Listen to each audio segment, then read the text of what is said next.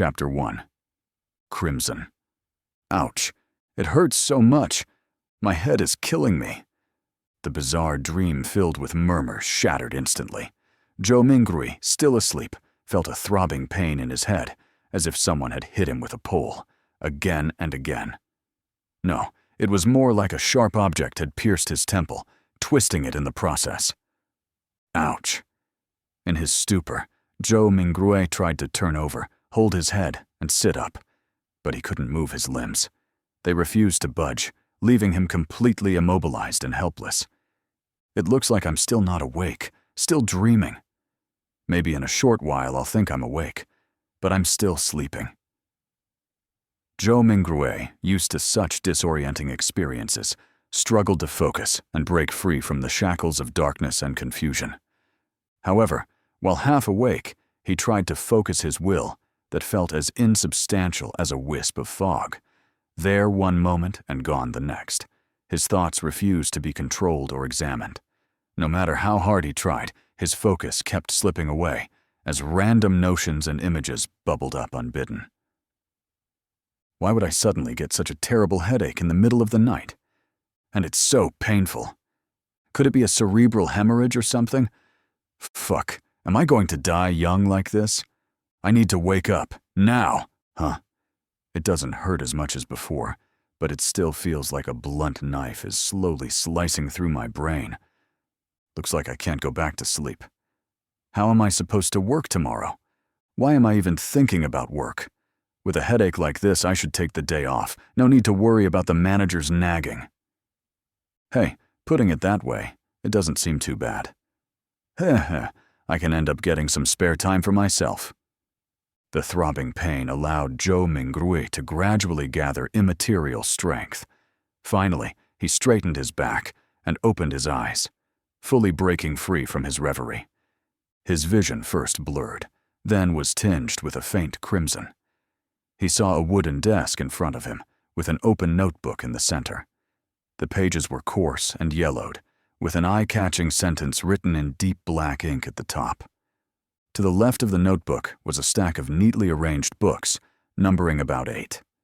The wall to their right had grayish-white pipes and a wall lamp connected to them. The lamp had a classic Western style, about half the size of an adult's head, with a transparent glass inner layer and a black metal grid on the outside. Diagonally beneath the extinguished wall lamp was a black ink bottle bathed in a pale red glow.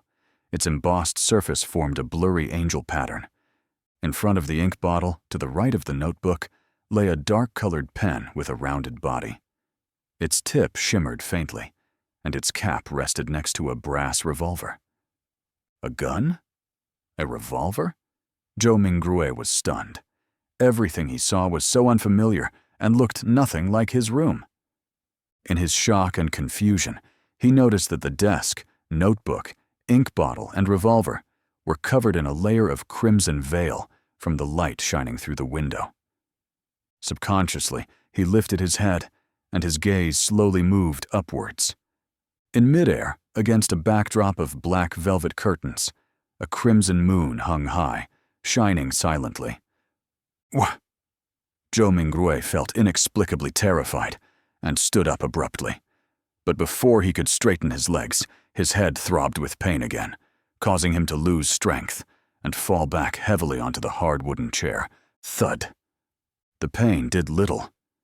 Zhou Mingrui propped himself up with his hands on the table, stood up again, and turned around in a panic, examining his surroundings. It was a small room with a brown door on each side and a wooden bunk bed against the opposite wall. Between the bed and the left door was a cabinet with 2 open doors on top and 5 drawers below. Next to the cabinet, at about the height of a person, was another grayish-white pipe, connected to a strange mechanical device with some exposed gears and bearings.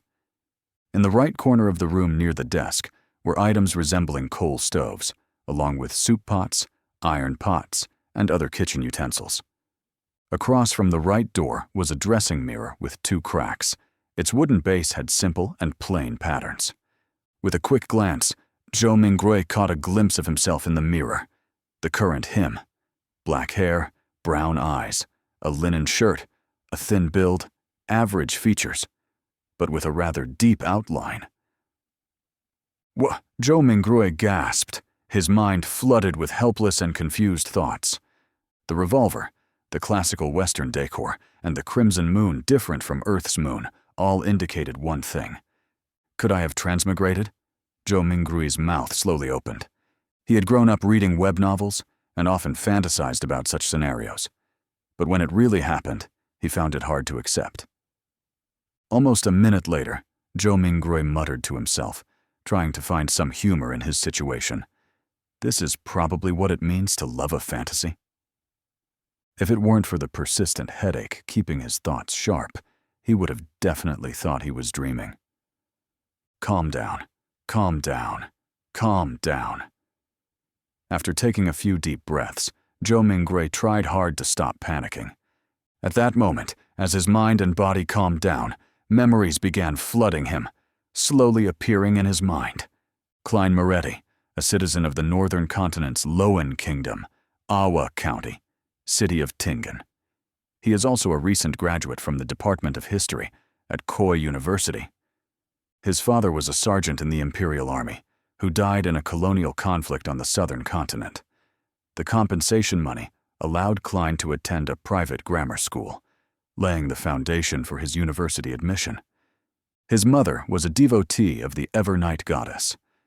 She passed away the year Klein passed the entrance examinations to Koi University. He also has an elder brother and a younger sister. They live together in a 2-bedroom apartment. Their family is not wealthy, even struggling. They are currently supported by his elder brother, who works as a clerk at an import and export company.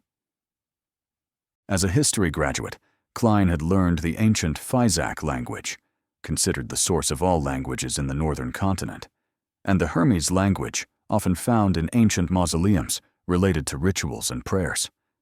Hermes language? Zhou Mingrui's mind stirred. He reached out to rub his throbbing temples and looked at the open notebook on the desk.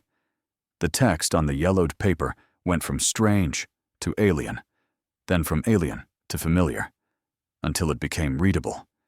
It was text written in Hermes language. The dark ink said, "Everyone will die, including me." Hiss. Zhou Mingrui felt inexplicably horrified. He instinctively leaned back, trying to distance himself from the notebook and the text on it. He was so weak he nearly fell, but managed to grab the edge of the table in a panic. The surrounding air felt turbulent, with faint whispers echoing around him. It reminded him of hearing horror stories from his elders when he was young. He shook his head, telling himself it was just an illusion. Zhou Mingrui steadied himself, shifted his gaze from the notebook, and took deep breaths. This time, his gaze landed on the shimmering brass revolver. A sudden question popped into his mind. With Klein's family situation, how could they afford or even get a revolver? Zhou Mingrui couldn't help but frown. While deep in thought, he suddenly noticed a red handprint on the edge of the table. Its color was deeper than the moonlight and thicker than the veil. It was a bloody handprint. A bloody handprint? Zhou Mingrui subconsciously turned over his right hand that had been holding the edge of the table.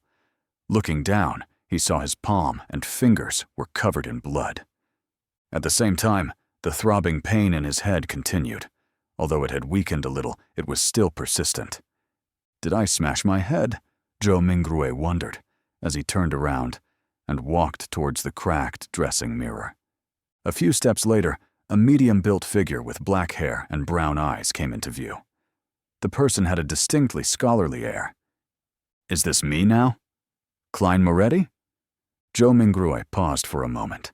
Due to the dim light, he couldn't see clearly, so he moved forward until he was just a step away from the mirror.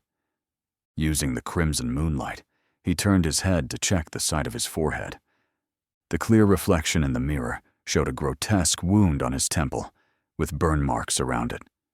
The area was stained with blood, and grayish-white brain matter slowly wriggled within.